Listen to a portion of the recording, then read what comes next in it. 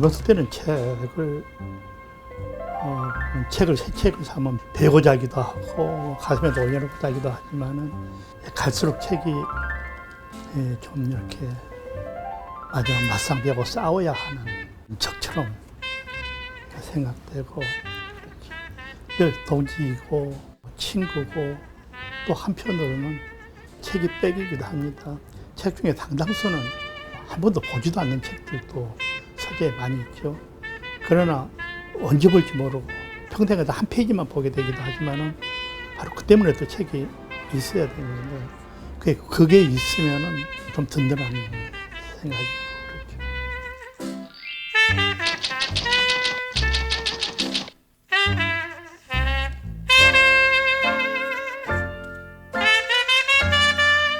출판사에서 오래 근무한 사람들은 이게 책 읽다 이게 틀렸어 하고 이렇게 교정 보느라고 책을 못 읽는다는 말도 있는데 저희도 책 읽으면 특히 비평가가 책 읽을 때는 이 문장 좀 이상하다 이렇게 보고 이 문장 이렇게 고쳤으면 좋았을 텐데 늘 이렇게 생각하고 있고 그리고 또 글 쓰는 사람들이란 늘 말에 민감해갖고 보통 노래를 듣다가도 노래에 빠지기보다는 저게 무슨 소리야 하고 따지고 싶어 하고 늘 그렇죠.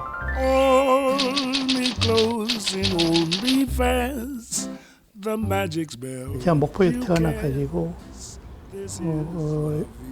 우리 나이 6살 때 그해 6.25 사변이 일어났어요.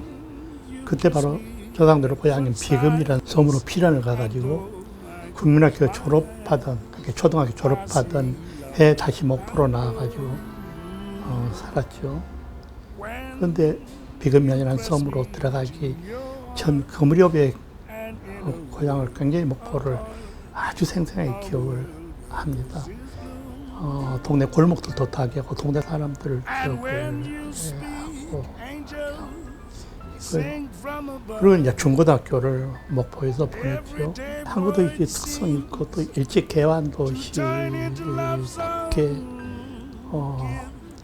이국 문물에 대한 어떤 정서, 새로운 것에 대한 어떤 감성 이런 것들이 강한 도시가 아마 목포일 것 같습니다.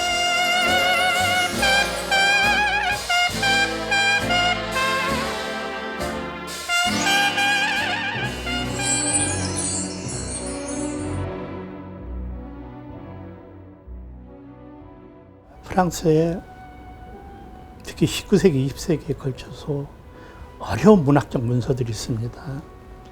난의 시들이라든지 초현실주의, 상징주의 관련 그 이론서들이라든지 굉장히 어려운 글들이 있습니다. 이 글들을 번역하고 추석하는 일이 내가 할 수 있는 일 중에서 가장 잘하는 일이고 또 내 적성에 맞는 일이기도 합니다. 주로 이제 그런 일을 해왔는데 문학 전공서가 아닌 첫 글이 바로 그것입니다. 굉장히 여러 의미와 느낌들을 주는 제목인데 밤이 선생이다.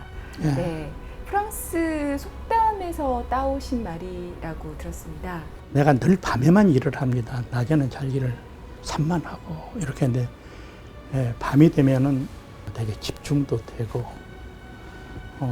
또 이제 그날 하루가 끝나니까 더 이상 그날 하루로서 미룰 데가 없으니까 할 수 없이 일을 하게 되는 측면도 있고 그렇죠.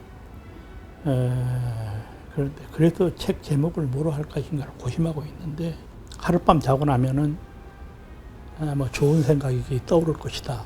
아마 그런 좀 내용의 말이 있습니다. 그러니까 늘 무슨 일로 고민하고 있는 사람들한테 위로해 줄 때 푹 자. 그러고 나면 좋은 생각 떠오를 거야. 그런데 그 속담을 어떻게 번역하느냐 가지고 토론을 한번 한 적이 있어요. 그때 제가 농담으로 밤이 선생이다. 이렇게 번역하면 어때? 라고 해서 사람들이 이렇게 웃었습니다. 거기다 책 제목 문제가 나오니까 그 생각이 떠올라가지고 밤이 선생이다 그러지. 라고 해서 그렇게 제목이 결정된 겁니다. Le premier bonheur du jour, c'est un ruban de soleil qui s'enroule sur ta main et caresse mon épaule. C'est le souffle de la mer et la plage qui attend.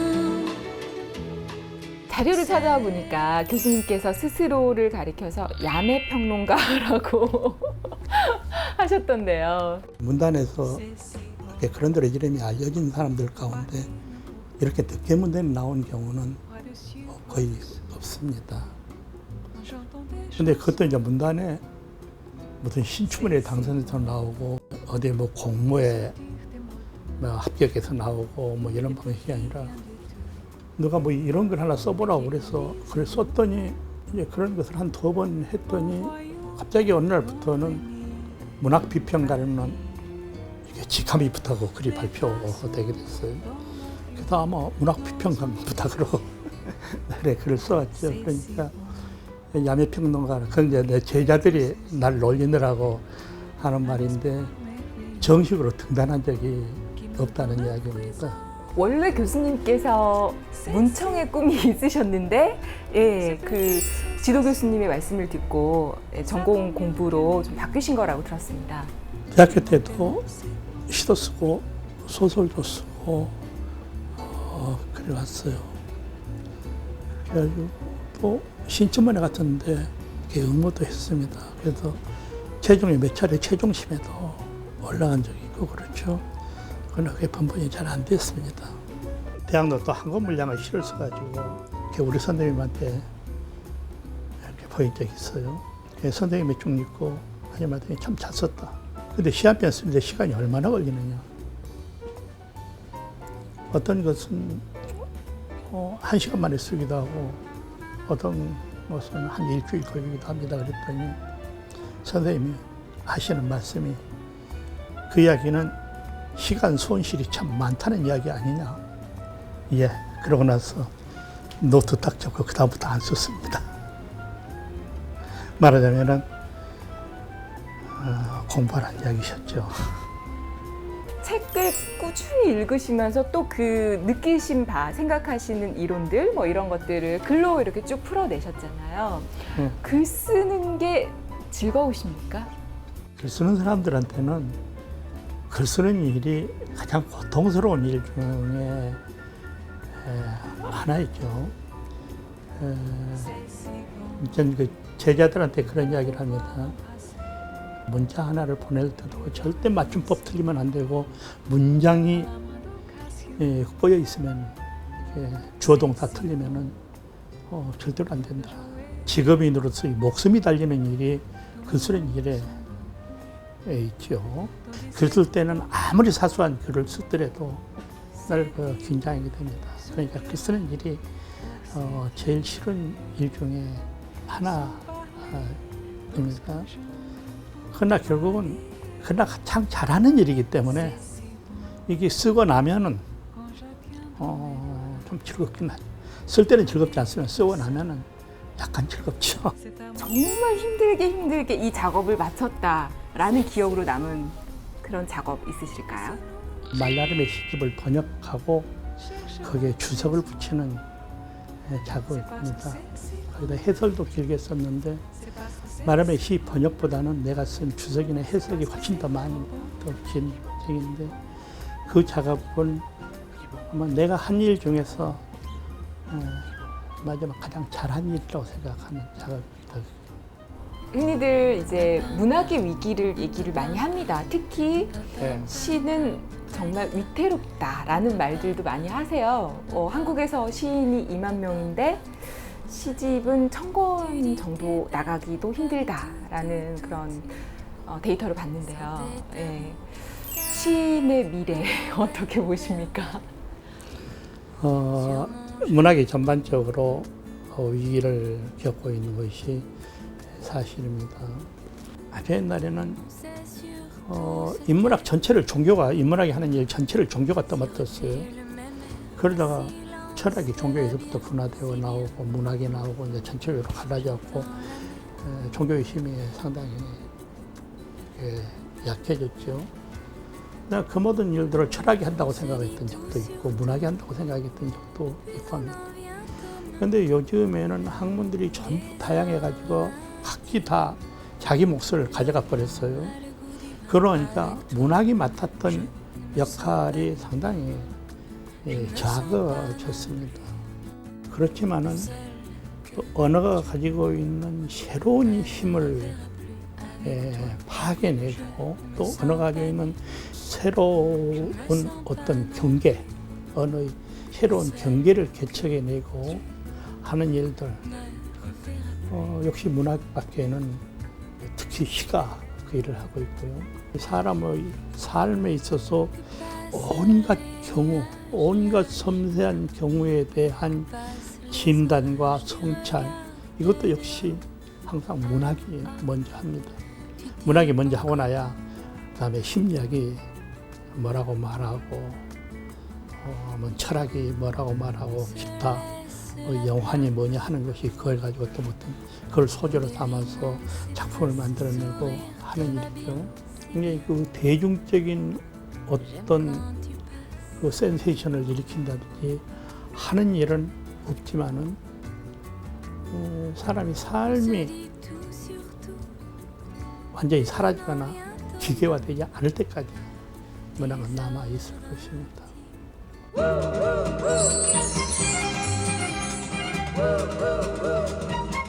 국민학교 때 섬에서 국민학교를 다녔다고 그러지 않았습니까? 늘 부족한 것이 책이었습니다. 글자로 써진 것만 보면 뭐든지 이렇게 다 읽게 되는 거죠.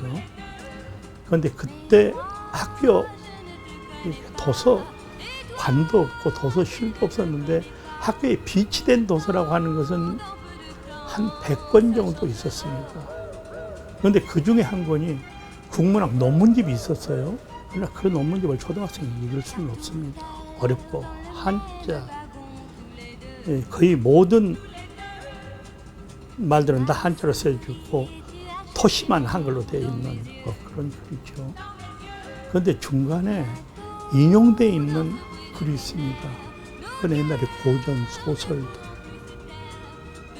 또 있고 뭐 현대 소설도 있고 뭐 시대도 바로 그 부분을 이렇게 읽는데, 그게 내가 알지 못하는 소설들인데 어떤 한 대목들만 인용이 돼 있어요. 앞뒤를 모르고 그 대목만 읽는 거 있죠. 앞뒤를 모르고 어떤 대목을 읽을 때 그 말들이 가지고 있는 어떤 시적인 분위기가 있습니다. 그게 굉장히 매혹됐던 그런 기억이 있습니다. 그 섬에 사실 때 어르신들께 춘향전도 읽어드리고 하셨다고 들었습니다. 겨울만 되면은 보통 동네 복록방이라고 그러죠. 모습들마다 모여 있고 이런 방도 있고 또 사람들이 모여서 새끼도 꼬고 뭐도 이제 하고 하는 이런 방에 이제 동네 사람들이 겨울에 밤은 길고 심심하니까 전부 모여가지고 이야기도 하고 뭐도 하고 하는데 옛날 이야기책을 읽습니다.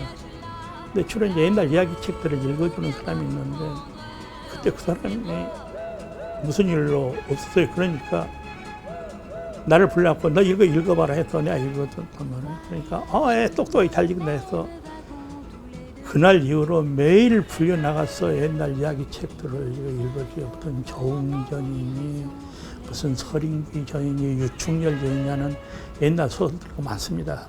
심청정도 있고 무슨 흥부전도 있고 하는데 그중에 제일 고약했던 게 춘향전입니다. 춘향전을 보면 그 외설수는 장면 굉장히 많습니다. 그 어른들이 야 나는 그거 읽으면 안 된다 그래놓고 또 읽으라고 그러죠. 그렇게 어릴 때부터 활자 중독에 가깝게 활자를 보시고 싶어하는 그런 열망들이 크셨던 거잖아요. 그런 열망들이 모이셔서 오늘의 교수님의 삶을 만든 걸까요? 그런 열망들이고요. 특히 말에 대한 어떤 관심, 말에 대한 흥미, 이것은 특히 옛날 시골에서 그 옛날 소설책 읽어주면서 생겨난 것이 아닌가 싶습니다. 그게 이제 주로 옛날 소설이 3, 4조로 되어 있습니다. 유치하기도 하고 유치한 문장으로. 돼 있죠. 그때 우리말이 가지고 있는 어떤 흥치, 우리말의 표현력, 이런 것들을 아주 자연스럽게 읽게 되지 않았는가 되기도 하고요. 문학에 대한 어떤 열정, 이것도 그 속에서 길러졌던 것이 사실인 것 같습니다.